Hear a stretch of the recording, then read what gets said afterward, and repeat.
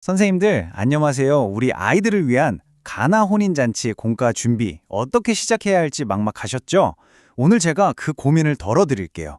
이 가이드에 오신 걸 정말 환영합니다. 자, 그럼 바로 본론으로 들어가 볼까요?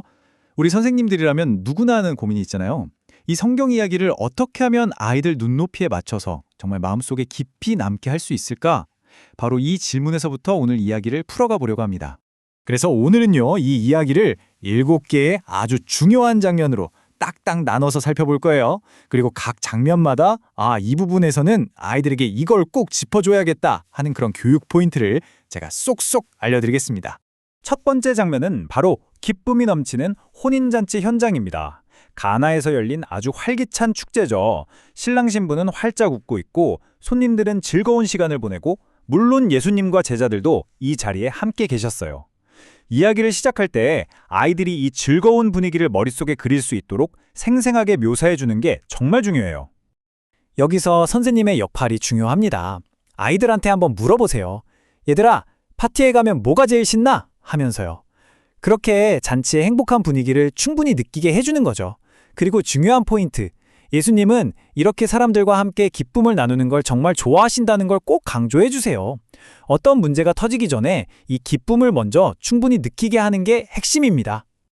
자, 이렇게 즐거운 분위기였는데 갑자기 문제가 생깁니다. 잔치에서 가장 중요한 기쁨의 상징이라고 할 수 있는 포도주가 또 떨어진 거예요. 정말 큰일 났죠? 잔치가 완전히 망칠 위기에 처한 겁니다.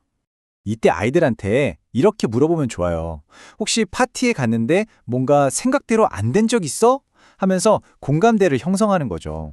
잔치를 연 주인 입장에서는 정말 진땀 나는 순간이었을 거예요. 여기서 중요한 건 마리아가 이 문제가 생겼을 때 누구에게 가야 할지 정확히 알았다는 거예요. 바로 예수님이었죠.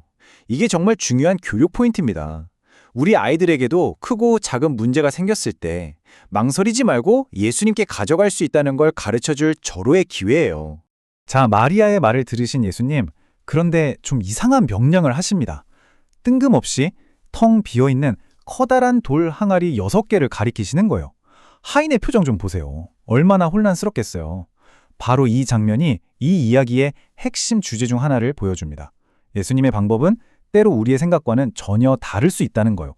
이 장면에서 아이들의 상상력을 자극해 보세요. 만약에 네가 이 하인이었다면 지금 무슨 생각이 들었을까? 하고 물어보는 거죠. 아니, 포도주가 필요한데 왜 손 씻는 물을 담는 항아리를 채우라고 하셨을까요? 정말 이상하잖아요.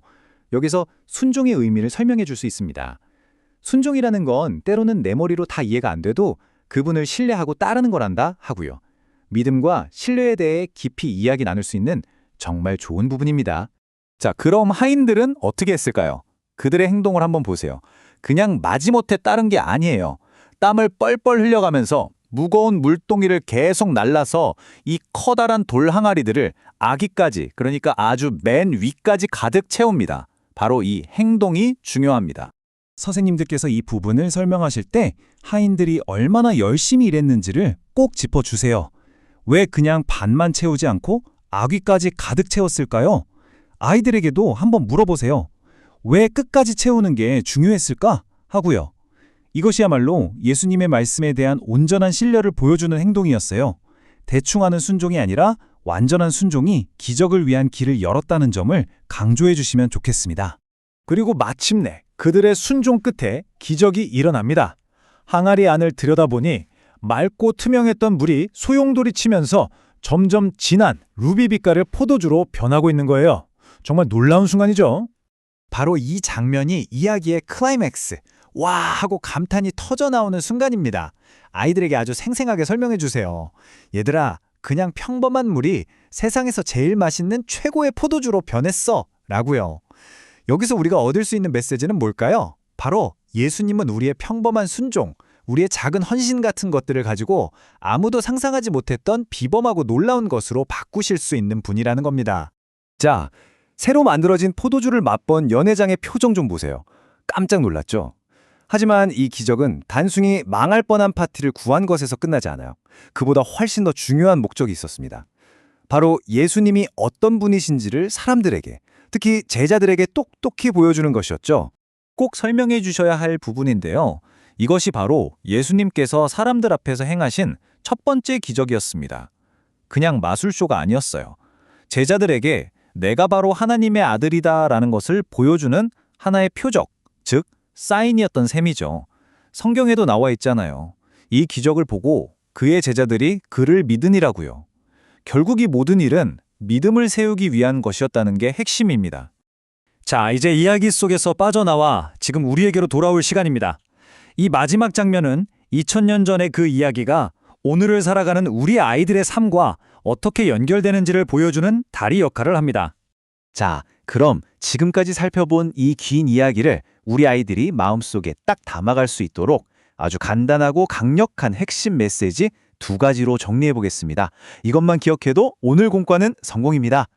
첫째, 예수님은 우리의 사소한 문제까지도 다 신경 쓰신다는 겁니다.